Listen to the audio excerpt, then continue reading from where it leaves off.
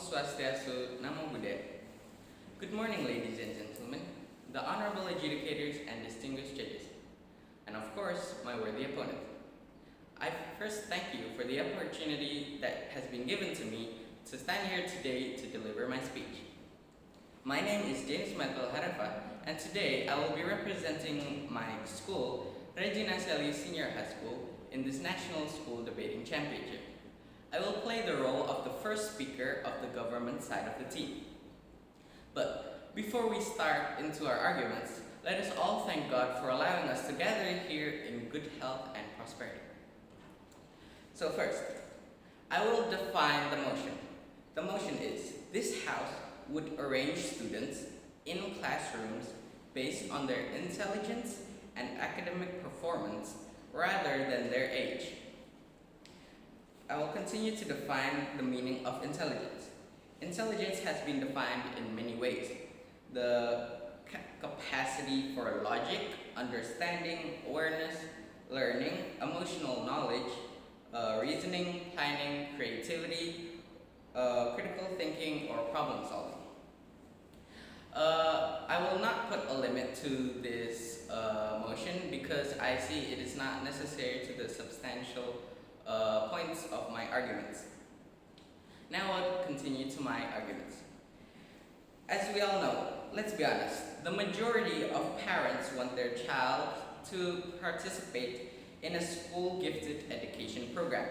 This makes parents feel good to know that their children is considered gifted, and most people believe that being in a gifted class will bring kids to the road of success. I will first talk through the teacher's point of view. In the teacher's point of view, the accessibility of these teachers will be at ease. The unity of intelligence will make it way easier and much more efficient for teachers to adjust their study programs, therefore increases the effectivity and further understanding for students, especially the ones with low level of intelligence. The next point of view I would like to explain is from the students. Students are very affected by their friends.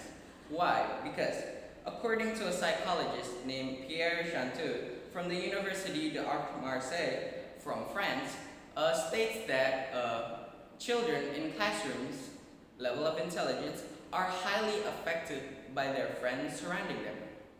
This is called the theory of peer pressure.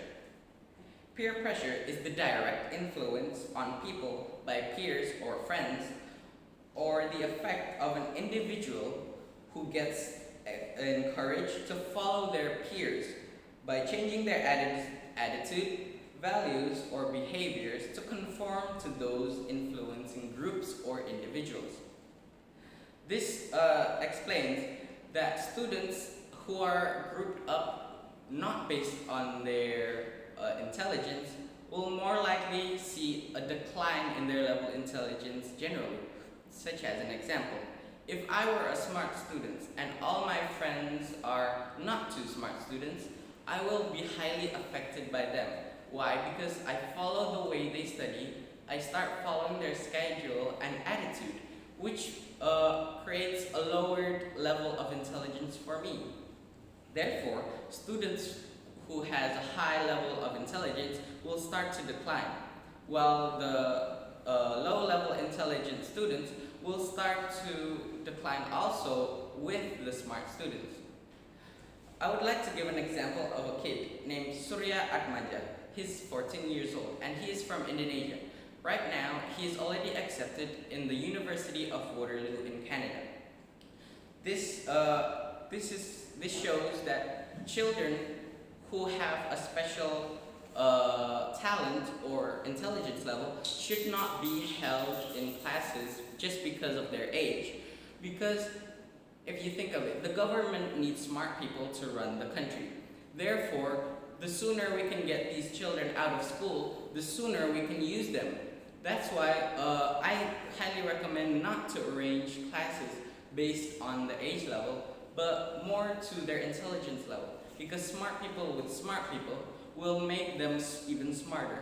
while less smart people with less smart people will make them feel like even though they're not too smart, if they get a first ranking, they'll feel happy and more encouraged to study. If we combine students in one class, the higher level of intelligent students will have a feeling of that there's no challenge to the school, therefore lowering their excitement and wants to join in school generally. That's because the teachers must adjust to the low-level intelligent students in the same class. Because if you combine the bad with the good, it turns into bad. Just like in math, positive times negative equals negative. It will be sufficiently harder to teach for teachers because it can't be specified to the specific intelligence level. The smart will become stupid, and the stupid will become even stupider. And according to the Indonesian law number 20, 2003, about the education system, Chapter 4, Section 5, Article number 4 states that a citizen who has a higher potential of intelligence and special talents deserve, and I quote, deserve to acquire a specific and adjusted education system specified to them so that they can advance quicker and better. That is all from my arguments. I will now restate for further clarity. Based on the teacher's point of view, it will be way easier for them to adjust their education plan because the unity of intelligence will make it easier for teachers to adjust their study programs, therefore increasing the effectivity and further understanding for students, especially low intelligence students, as I have mentioned before. Therefore, the teachers, they can easily teach the low-level intelligent students more effectively, and the high level of intelligent students will be given a different, more advanced type of study so that they can advance in their own pace, and the low-level students can advance in their own pace too.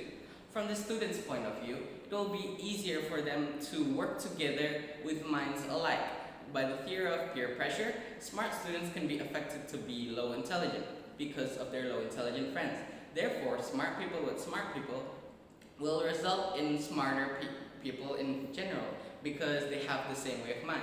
On math, positive times positive equals positive, while negative students times negative students equals positive students. And based on the point of view of law, it is stated a citizen who has high potential of intelligence and special talents deserve to acquire a higher level of education. I have spoken with many points of view, multiple examples, and correct data. Therefore, my arguments are as solid as ice. That's why this house believes that we should arrange students in classrooms based on their intelligence and academic performance rather than their age.